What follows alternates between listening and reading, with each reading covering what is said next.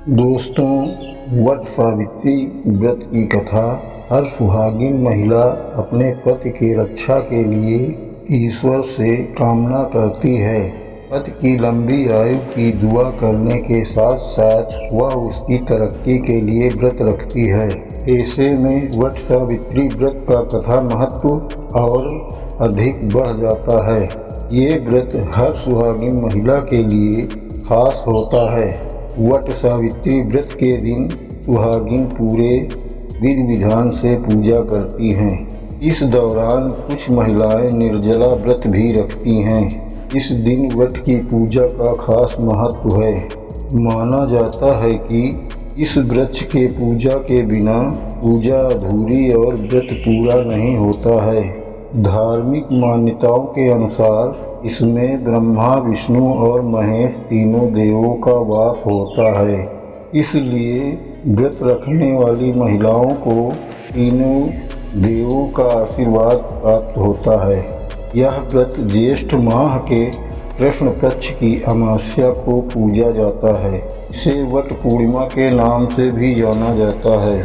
इसी के उपरांत सत्यवान और सावित्री की कथा सुने बिना व्रत अधूरा माना जाता है। इसी कड़ी में आइए वट सावित्री व्रत कथा की संपूर्ण कथा के बारे में जान लेते हैं। पौराणिक मान्यताओं के अनुसार वट सावित्री व्रत रखने से पति की आयु लंबी होती है और परिवार में सुख समृद्धि बनी रहती है। यही नहीं, अखंड सौभाग्यवती भव का आशीर्वाद भी प्राप्त होता है। ऐसा इसलिए होता है, इस दिन से जुड़ी पौराणिक कथा प्रचलित है। ऐसा माना जाता है कि अश्वपति नाम के धर्मात्मा राजा का राज था और उनकी कोई संतान नहीं थी। राजा ने संतान प्राप्ति के लिए यज्ञ करवाया, जिसके शुभ परिणाम के बाद उनके घर एक कन्या का जन्म हुआ। इस कन्या का नाम सावित्री रखा गया। समय के साथ साथ सावित्री जब बड़ी और विवाह के योग्य हुई तो उन्होंने सत्यवान को अपने पति के रूप में स्वीकार किया। दोस्तों, आपको बता दें कि सत्यवान के पिता राजा ही थे, लेकिन उनका राजपाट छिन गया था, जिसके कारण वो दरिद्रता में जीवन व्यतीत कर रहे थे। सत्यवान के माता पिता आँखों की रोशनी चली गई थी, वो आँखों के अंधे थे और सत्यवान जंगल में लकड़ी काटकर उसे बेचकर अपना गुजारा करता था। वहीं जब सावित्री और सत्यवान के विवाह की बात चली तब नारद मुनि ने सावित्री के पिता अश्वपति को बताया कि सत्यवान अल्पायु है और विवाह के 1 वर्ष बाद उसकी मृत्यु हो जाएगी। नारद की बात सुनकर सावित्री के पिता ने उन्हें समझाने की बहुत कोशिश की, लेकिन वह नहीं मानी। अंत में सावित्री का विवाह सत्यवान से हो गया। शादी के बाद सावित्री ने अपने सास ससुर और पति की सेवा में लग गई। फिर एक दिन वो दिन भी आया जिसका जिक्र नारद मुनि ने किया था।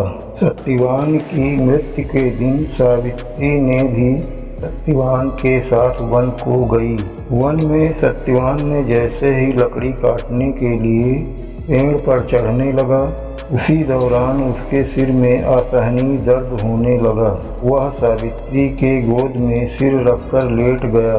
कुछ ही समय में उसके सामने अनेकों दूतों के साथ यमराज खड़े हुए थे। यमराज सत्यवान की आत्मा को लेकर दक्षिण दिशा की ओर चलने लगे। पतिव्रता सावित्री भी उसके पीछे चलने लगी। आगे जाकर यमराज ने सावित्री से कहा, हे पतिव्रता नारी, जहाँ तक मनुष्य का साथ दे सकता है तुमने अपने पति का साथ दे दिया है, अब लौट जाओ। इस पर सावित्री ने कहा, जहाँ तक मेरे पति जाएंगे वहाँ तक मुझे जाना चाहिए। यही सनातन सत्य है।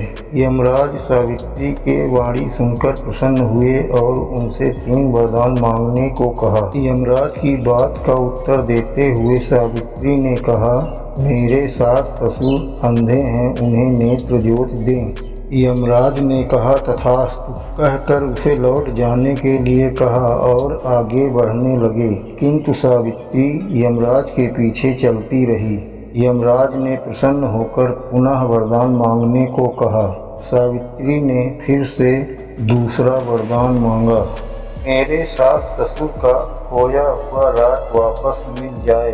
इसके बाद सावित्री ने यमराज से तीसरा वरदान मांगा, मैं सत्यवान के 100 पुत्रों की माँ बनना चाहती हूँ, कृपा करके यह मुझे वरदान दें। सावित्री के पति भक्त से प्रसन्न होकर सावित्री से तथास्तु कहा, जिसके बाद सावित्री ने कहा, मेरे पति के प्राण तो आप लेकर जा रहे हैं, तो आपके पुत्र प्राप्ति का वरदान कैसे पूरा होगा।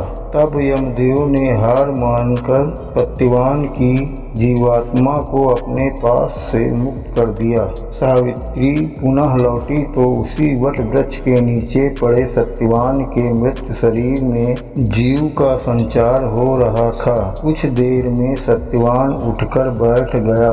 उधर सत्यवान के माता पिता की आंखें भी ठीक हो गई और उनका खोया हुआ राज भी वापस मिल गया था। आपको वीडियो कैसी लगी कमेंट करके ज़रूर बताएं।